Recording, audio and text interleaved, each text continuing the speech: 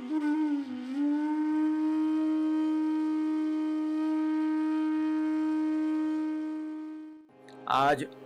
आषाढ़ शुक्ल पूर्णिमा का परम पावन दिवस है। आज के दिन को हम सभी गुरु पूर्णिमा के नाम से जानते हैं। आज के दिन को जानकार लोग व्यास पूर्णिमा के नाम से भी जानते हैं और व्यास जी गुरु स्थान पर होने के कारण व्यास पूर्णिमा को आज गुरु पूर्णिमा भी कहते हैं। जितने भी आचार्यों की परंपरा है, उन सभी परंपराओं में सभी आचार्यों ने वेद व्यास जी को अपने गुरु के रूप में स्वीकार किए हैं। हमारे श्री महाप्रभु जी भी शास्त्रार्थ प्रकरण की इस कारिका में प्रकाश में आप समझाते हैं कि व्यासोस्माकम गुरु, व्यास हमारे गुरु हैं। श्री महाप्रभु जी भी व्यास जी को अपने गुरु के रूप में मानते हैं और इसीलिए व्यास जी को जो अभिप्रेत है उससे विरुद्ध कुछ भी प्रमाण आप नहीं मानते हैं। आध्यात्मिक जगत में आज के दिन का महत्व सुप्रसिद्ध है। आज के पाश्चात्य संस्कृति से प्रभावित लोगों ने आज के गुरु पूर्णिमा के दिवस को गुरुज डे के रूप में समझ रखा है। जैसे मदर्स डे आता है और कौन कौन से आते हैं, फादर्स डे आता है, चिल्ड्रंस डे आता है, टीचर्स डे आता है, उसी प्रकार आज गुरुज डे ऐसा पाश्चात्य संस्कृति से प्रभावित लोग समझते हैं। क्योंकि फादर्स डे हो या मदर्स डे हो, इसका मतलब ये होता है कि साल में एक बार उनको याद कर लो, उनके प्रति अपनी भावना व्यक्त कर लो। उस दिन उनके प्रति भावना व्यक्त करने का वो एकमात्र दिन होता है, Father's Day, Mother's Day, Children's Day, Teacher's Day के दिन। हमारे यहाँ ऐसा इस प्रकार की भावना नहीं है। हमारे यहाँ ऐसी भावना नहीं है। गुरुस डे माने आज गुरु पूर्णिमा के दिन गुरु के प्रति आदर व्यक्त कर लो, फिर साल भर में कभी गुरु को याद ही नहीं करने का। ये पाश्चात्य संस्कृति के विविध जो दिन है उसका तात्पर्य व्यवहार में देखा जाता है। हमारे यहां तो कहा है कि गुरु मूर्ति ही सदा ध्येया, सदा गुरु के संबंध में बना रहना है। सदा गुरु का ध्यान करने का जब कहा है तो एक भी दिन ऐसा नहीं है कि जो गुरु के संबंध में ना जाए। और सदा शब्द का तात्पर्य लें तो प्रतिपल प्रतिक्षण गुरु के अनुसंधान के साथ रहना है। इसलिए मेरे श्रोताजनों, इस गुरु पूर्णिमा को गुरुज डे के रूप में जो आधुनिक संदर्भ में गुरु दिवस समझा जाता है उस रूप में हम न समझें।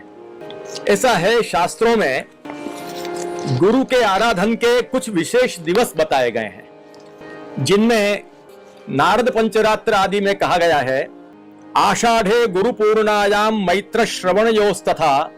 कुछ दिवस बताए गए हैं कि वैसे तो नित्य गुरु का ध्यान बताया है, लेकिन ध्यान शब्द यहां पर उपलक्षण से अर्चन परक है, ऐसा विद्वानों ने बताया है।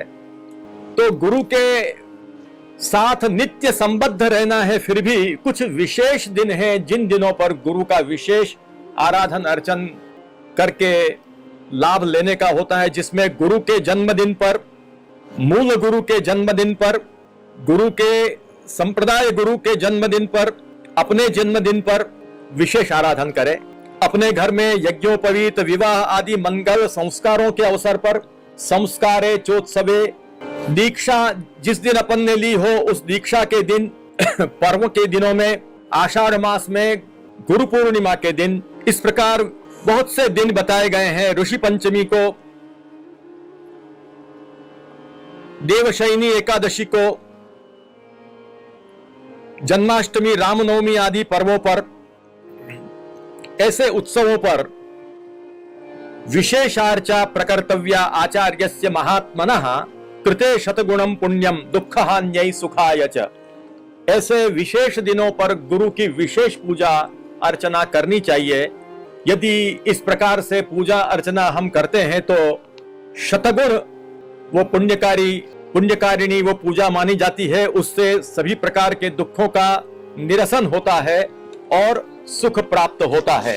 तदनुसार आज गुरु पूर्णिमा का जो अवसर है वो हमारे लिए एक विशेष अर्चा का अवसर है।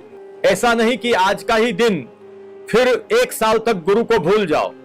कई लोग ब्रह्म संबंध लेते हैं, अभी जैसे हमने बताया कि दीक्षा जिस दिन ली हो उस दिन भी गुरु का विशेष अर्चन करे, परंतु ब्रह्म संबंध प्राप्त करने के बाद कई लोग तो ऐसे होते हैं कि जिनको वर्षों तक मालूम नहीं होता है कि गुरु पूर्णिमा या हमारे अपने पुष्टि संप्रदाय की परंपरा के अनुसार जो गुरु आराधन का मुख्य दिवस इससे भी विशेष माना गया है वो है श्रावण शुक्ल द्वादशी। पवित्रा एक द्वादशी के दिन विशेष गुरु का अर्चन पवित्रार्पण के रूप में किया जाता है, परंतु बरसों के बरस बीत जाते हैं, लोगों को कभी कोई स्मरण नहीं आता है गुरु का। यद्यपि हमारे यहाँ तो श्री महाप्रभु जी और श्री गुसाई जी जो हमारे मूल आचार्य हैं उनको ही उद्धारक गुरु के रूप में समझे गए हैं और वे ही उद्धारक गुरु हैं, परंतु मंत्रोपदेष्टृत्वेनापि गुरुत्व जिसको द्वारभूत गुरु के रूप में ग्रंथों में जिसका निर्देश किया गया है, उन द्वारभूत गुरुओं का भी स्मरण कभी बहुत से मंत्रोपदेश ग्रहण करने वालों को होता नहीं है। कभी कभी तो हंसी आती है, उनको बरसों बीत जाते हैं, ये भी याद नहीं होता है कि अब जिनसे हमने मंत्रोपदेश लिया वो भूतल पर हैं या नहीं। एक बार एक हास्य विनोद का प्रसंग है, मैं बता रहा हूं कि कोई एक भाई हमारे पास आए, क्यों आए हो, कैसे आना हुआ वगैरह पूछ परछ करने पर पता चला, उन्होंने कहा कि बहुत वर्षों के पहले हमने वल्लभ राय जी से ब्रह्म संबंध लिया था, इसलिए उनके दर्शन के लिए आए हैं। बहुत बरस बीत गए थे। मैंने कहा इस दौरान कभी कोई संपर्क किया कि नहीं, कभी कोई संपर्क करने का कोई अवसर नहीं आया, कभी ऐसी कोई याद नहीं आई। तो हमें भी थोड़ा हास्य विनोद करने का मन हुआ। हमने कहा कि आपको पता नहीं है कि क्या, मैंने कहा कि वल्लभ राय जी तो कब के ऊपर चले गए। तो बेचारे बहुत खेद करने लगे कि ओहो, हमको हमारे गुरु के दर्शन नहीं हुए। कुछ देर स्तब्ध होकर बैठे रहे और फिर अपने घर जाने के लिए रवाना हुए। नीचे किसी ने पूछा, तब उनको किसी ने बताया कि अरे वल्लभ राय जी जिनके साथ तुम बात कर रहे थे वे बहुत ही शर्मिंदे होकर वापिस आए और उन्होंने अपनी क्षमा याचना की। कहने का मतलब यह है कि ब्रह्म संबंध लेने के बाद, मंत्रोपदेश लेने के बाद इतने इतने बरस बीत जाते हैं, कभी श्री महाप्रभु जी का स्मरण नहीं किया। हमने क्यों ब्रह्म संबंध लिया है, हमारा लक्ष्य क्या है, हमारा संप्रदाय क्या कहता है, कभी इसका विचार नहीं किया। गुरु पूर्णिमा का जो आज दिवस है, वो गुरु पूर्णिमा माने आज ही गुरु के अर्चन का दिवस है। फिर 359 दिन, मैं 365 नहीं कहूंगा, 359 दिन फिर कभी याद नहीं आती है। आज का दिन बहुत से लोग पूछते हैं कि भाई आज का दिन क्यों, तो मैंने जैसे बताया कुछ विशेष अर्चा के ये दिवस हैं, गुरु के अर्चा के। आज के दिन का विशेष महत्व गाधिज संहिता में बताया गया है।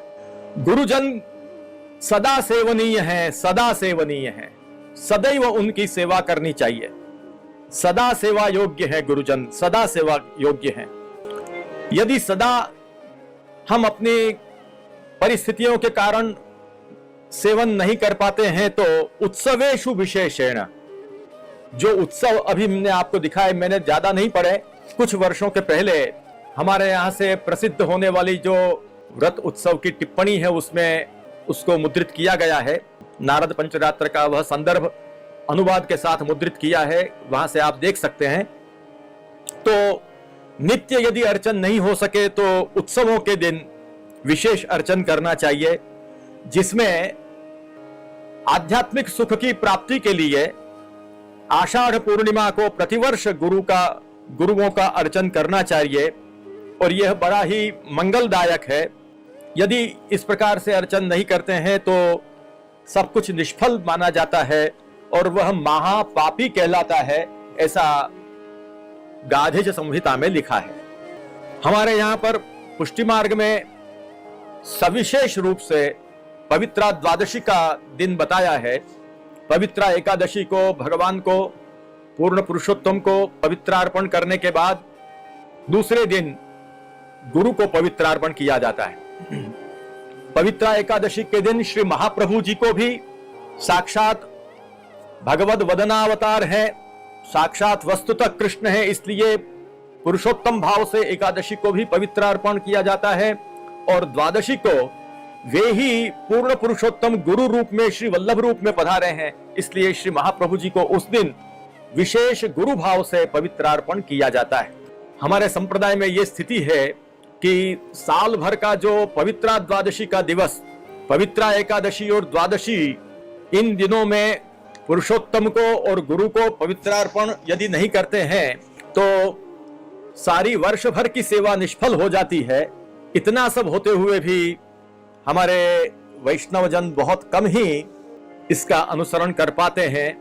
यह भी एक विचारणीय बात है।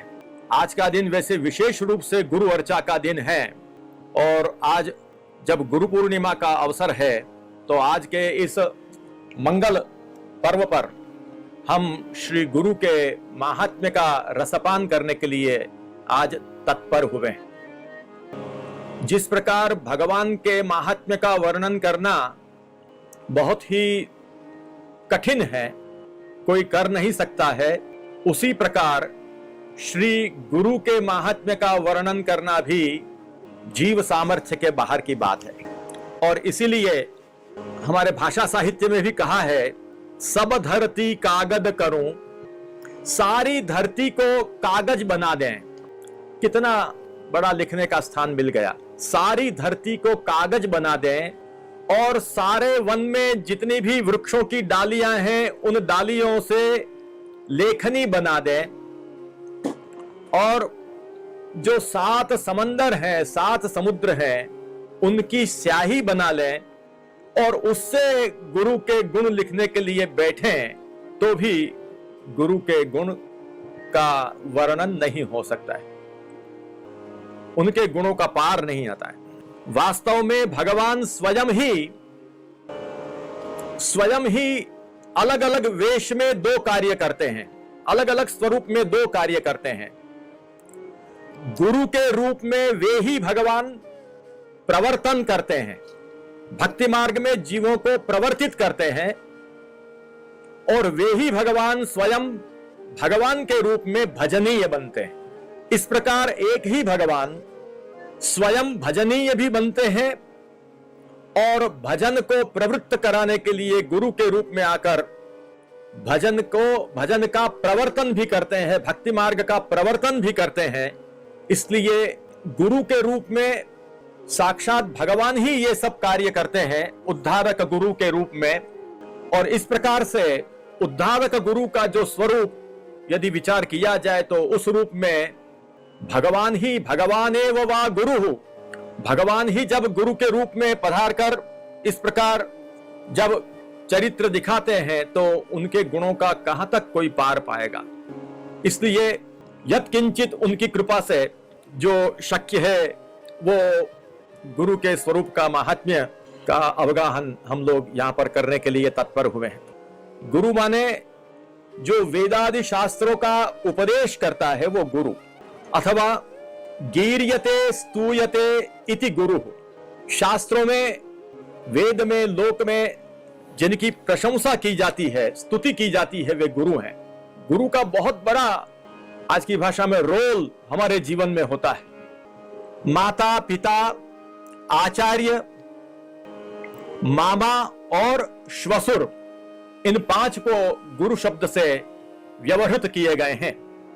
और उसमें से भी सार निकालकर फिर यह कहा गया, इन 5 में से भी 3 जो हैं गुरु शब्द वाच्य वे मुख्य है। कौन से?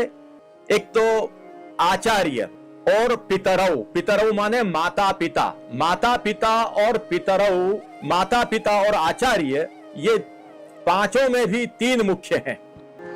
और योगी याज्ञवल्क्य संहिता का ये वचन है और उसमें उसका भी सार निकालकर अंत में बताया कि एषाम मुख्यतमस्त्वेकः। इन सभी गुरु शब्द वाच्य जितने भी हैं उनमें मुख्य तो एक ही है, कौन? आचार्य परमार्थविद, परमार्थ को जानने वाले आचार्य, आचार्य को मुख्य गुरु के रूप में बताए गए हैं। व्यवहार में कभी कभी ऐसी चर्चा निकल पड़ती है लोगों में कि एक तरफ माता पिता है और एक तरफ गुरु है, तो माता पिता और गुरु दोनों की तुलना में कौन श्रेष्ठ माना जाए। और ये विषय आज का नहीं, ऋषि मुनियों के काल से ये विषय चला आ रहा है कि किसको श्रेष्ठ मानना। तब आचार्यों ने कहा कि भाई आचार्य श्रेष्ठ गुरुणाम, गुरुओं में आचार्य श्रेष्ठ है। जितने भी गुरु शब्द वाच्य हैं उन सब में यदि कोई श्रेष्ठ हो तो वो है आचार्य। परंतु कुछ ऋषि मुनियों ने यह भी कहा कि भाई पिता श्रेष्ठ है। जन्म में माता पिता दोनों कारण होते हैं, तो कोई ने पिता को कहा और फिर कोई ने तो यह कहा कि पिता भी नहीं, सर्वश्रेष्ठ कोई गुरु हो तो वो माता है। माता इत्येके वशिष्ठ का वचन प्राप्त होता है, उपाध्यायात् दशाचार्यः आचार्याणाम शतम पिता पितुर्दशगुणम माता गौरवेणातिरिच्यते। उपाध्याय से 10 गुना आचार्य का स्थान है, आचार्य से 100 गुना पिता का स्थान है, और पिता से भी 10 गुना माता का स्थान है। माता सभी गुरुओं में श्रेष्ठ है। ये कुछ ऋषि मुनियों का मत है। इस पर ऋषि मुनियों ने काफी मंथन किया।